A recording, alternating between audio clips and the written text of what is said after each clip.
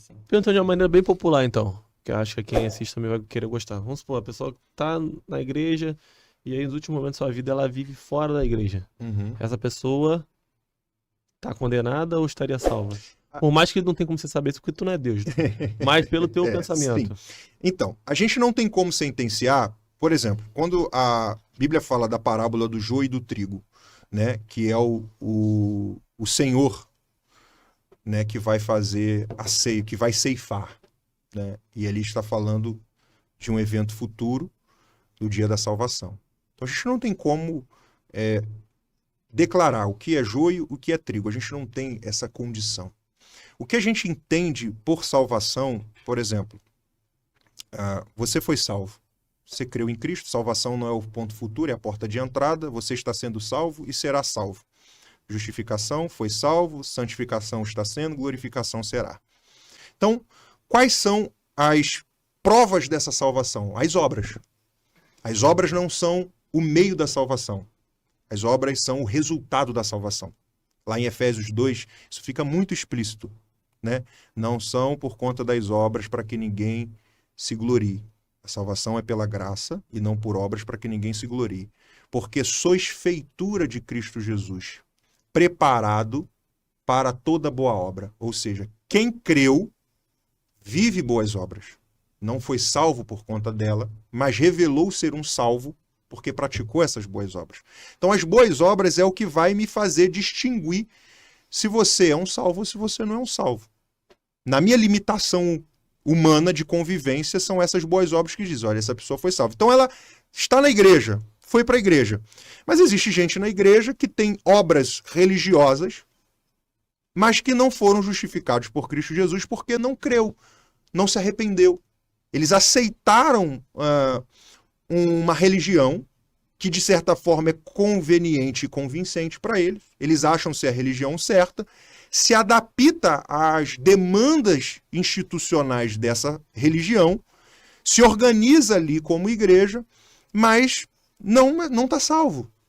E eu não tenho como sentenciar isso. Pratica boas obras, segue ali os regimentos, as observações da religião e tudo mais, mas não conheceu Jesus de fato, não se arrependeu dos seus pecados. Ele está num ambiente adaptado. Então a gente não tem como fazer essa distinção. Como pode ter gente que ficou ali na igreja, saiu da igreja, está vivendo a sua vida de forma leviana, de forma onde não há nenhum pudor, vamos dizer assim, né? Porque pra gente que é jovem, eu sou jovem, o que é o desviado? O desviado é aquele cara que não tá indo mais pra igreja, que vai pra noitada e que bebe, é basicamente isso, né? E que se fornicação e se envolve com todo tipo de gente, tudo mais e tal. E a gente diz, tá vendo ali, aquele cara ali era da igreja, agora não tá mais na igreja. Mas é o que eu digo, se ele é filho da salvação, em algum momento da vida dele, ele vai se arrepender do que está fazendo, sem sombra de dúvida. Porque se ele creu em Cristo, recebeu o Espírito Santo, ele não perde isso. Não sai dele. O Espírito continua ali importunando ele. Então você pode ter certeza que você vai lidar com gente na vida que vai fazer tudo o que não deve, moralmente e eticamente falando, com uma facilidade enorme. Mas vai ter aquele cara que vai dizer assim, tudo que eu faço é extremamente difícil. O ambiente é igual para os dois, mas ele não consegue fazer em paz o que ele está fazendo. Ele volta para casa depois daquele dia, depois da besteira que ele fez, e a cabeça dele está ali. Aquela culpa. A consciência dele está ali.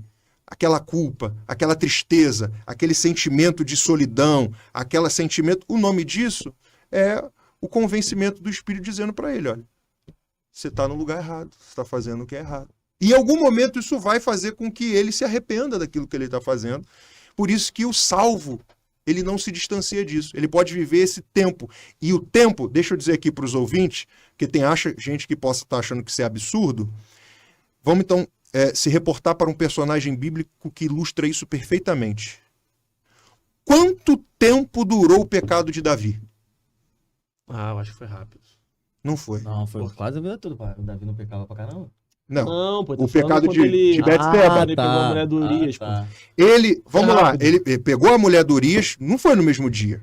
Ele pegou a mulher do Urias, depois descobriu que estava grávido, não tinha ultrassonografia, Verdade. não tinha teste de gravidez. Então, muito provavelmente, Urias já estava em campo de batalha meses. A mulher começa a perceber que está grávida de Davi. Como? Visualmente. Então, olha o pecado. Davi tinha pecado. Aí ela repassa a informação para Davi. Aí Davi, primeiro, ele não se arrepende. Ele cria um método para tentar se livrar da consequência do seu pecado. Aí, alguém tem dúvida de que Davi foi um homem de Deus? Eu acho que não, apesar de seus muitos equívocos e de muitos outros problemas que eu poderia contar aqui numa outra oportunidade. Não é tão exemplo assim Davi, mas a gente sabe que Davi é um eleito do Senhor. Aí ele vai e cria uma situação. A situação não dá certo. Ele precisa enviar um mensageiro até Urias para que Urias volte para casa. Não tinha um WhatsApp, gente. A gente quer pensar a Bíblia com a cabeça de hoje. Não tinha, ele não ligou para o coronel do exército, vamos usar essa expressão modernizada, e fala para Urias voltar para casa que eu estou mandando. Bota ele no próximo voo. Bota ele no próximo voo. Demorou dias e dias para chegar a informação, para Urias voltar, para Urias ficar na porta de casa, porque ele era um homem fiel e não possuía a sua esposa.